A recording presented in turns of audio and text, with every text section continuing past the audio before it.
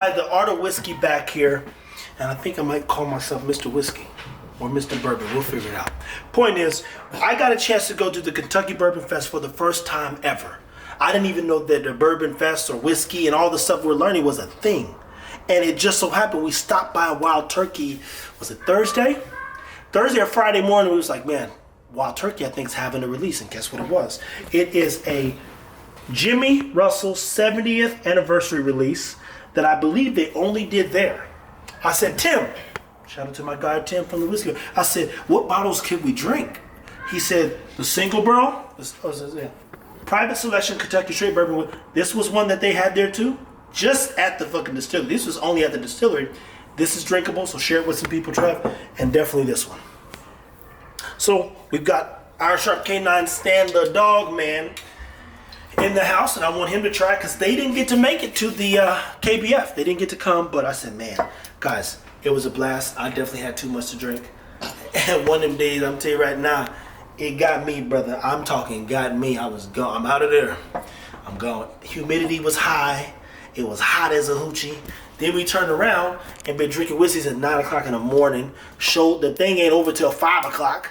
So you in the sun standing in an hour and a half lines drinking whiskey for like 8 hours. No water. I had a little water. Not enough. And I'm like this, man. At some point I got to stop. My kidneys, they still crying. They screaming. They crying. Days in pain.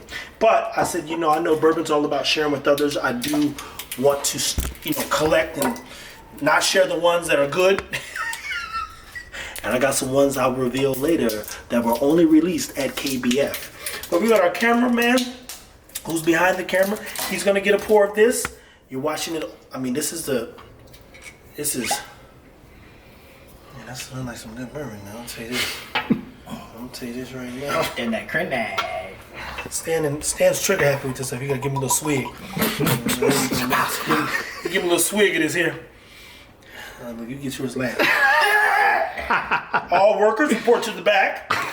You have to think I'm on. All workers report to the back.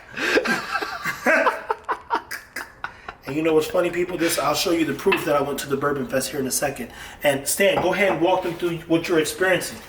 So the nose feel has a sweet.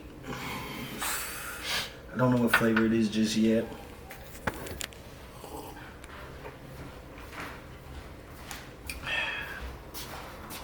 Thoughts? What's the proof on that? 50. So it's 100. That don't taste like nothing. This will get you in trouble. Somebody. And look, beautiful thing is, let's say you go to the Bourbon Fest, you didn't bring you some glassware. I think it's Glencairn, I believe that's what they call this, a smaller one.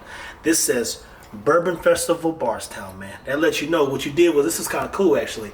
They gave them away. You get your wristband, you go and click that thing, and you get to walk around with a cup, and then they were selling these cup lanyards. So there were folks like had a chain on, they were like this. I'll take some. Getting whiskey poured up, all in it. I think it's the weirdest thing in the world when you go somewhere and everybody and their mama look like this.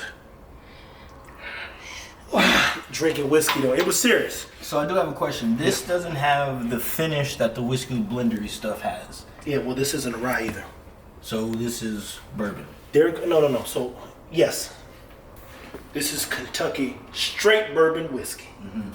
So what is the difference between that versus what we usually get at the blendery?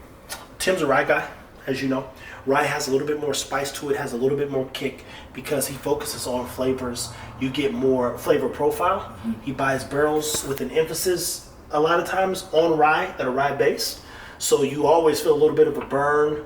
And so when you're tasting this, it's bourbon forward, which means it might have some rye, but realistically, and mind you people, I don't know. I'm gonna go get the specs and we'll do another follow-up episode, but this is Kentucky straight bourbon whiskey means that it started off potentially in a bourbon barrel and then went to another barrel to be finished somewhere else, because that's why you call it whiskey. Because bourbon and whiskey, they're not the same, but they're the same. That's the confusing part. It's just smooth. Oh yeah. Let me see some guys there. You know that right there? They call that Kentucky Chew. Yeah, there you go. And there's something else that they said when I was there. It was like a Kentucky hug or something, but they wouldn't touch it. So I said, wow, shit. What I will tell you is bourbon is definitely part of my life now on a whole different level. I sit out there for like an hour or two. We sit up late drinking bourbon, smoking cigars, talking about life and our experiences, and I understand now. You're not supposed to drink this fast. Matter of fact, I'm trying to figure out right now how to bring more people together and talk bourbon, talk life, and grow. So we're working on that, and that's why we got to keep everything whiskey. But we're going to keep it bourbon too. But what I would tell you is this Wild Turkey, super good release. The guys bought a couple bottles. Is again 7-year anniversary. There was a line, I never saw that before. We got some stuff from Four Roses too. I'll talk more about that when I learn more about it. I let them try. You tried that the other day too. Yeah, right? we tried the Four Roses yesterday. I already had opened that. Tim let me try, and Tim got a really nice bottle of Four Roses. I wish I just went out there. I said, "Are you leaving?" He was like, "Yeah, I'm gonna go." All I thought was, "Well, I'm not spending $230 on another bottle." Cause look, Heaven Hill. I'll do a bottle reveal. Heaven Hill. Parker 14 only released at KBF. What else I got in here? And then again, the Four Roses. And I'm gonna show you the secret bottle that people will pay a lot of money for. Old Fitz. This is a 13-year age Old Fitz with the red label. So for those that are whiskey fans, you know what this is. This was released at the KBF. You can't get this anymore. And I got a bottle, so you don't open it, you don't bother it, you let it sit. One day when I'm looking at my collection, I'll remember for me the opportunity that I have to go and learn about bourbon, spend time with men I never met. Let me tell you this too. I've never in my life went on vacation with anybody. I don't do that, especially folks I don't know. And I spent some time with 4 guys going to 2 different homes, traveling all over Kentucky. And it was probably one of the better times I've had in my life, that's the truth. It was just a good time. And they were very caring, very considerate, super informative, open. Man, dude, this don't happen a lot, man.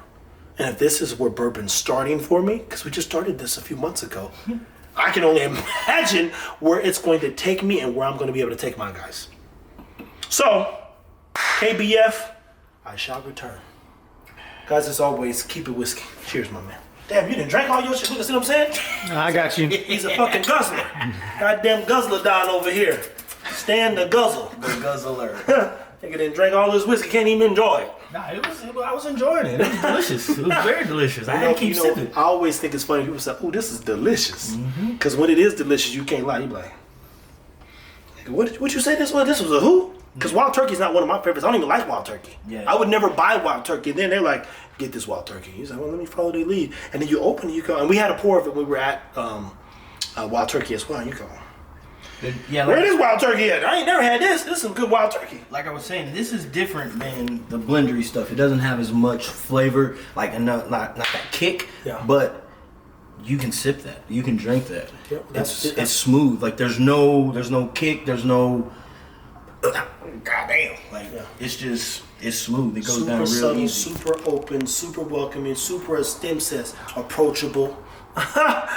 This is one of the ones you can introduce to somebody or a chick, even be like, "Yo, try this." And you go, "Okay, that's got a nice little bite to it." And you pair it with some dessert or something else. You're like, I was just about to say that. It would Yeah. taste some good with some pie. "Oh yeah, yeah." And get this, right now at Andy's, they brought my apple pie back with the. So I'm like, I might have just be sitting up there and carrying me a bottle to go get this ice cream, and pour some whiskey and apple pie and make it a thing.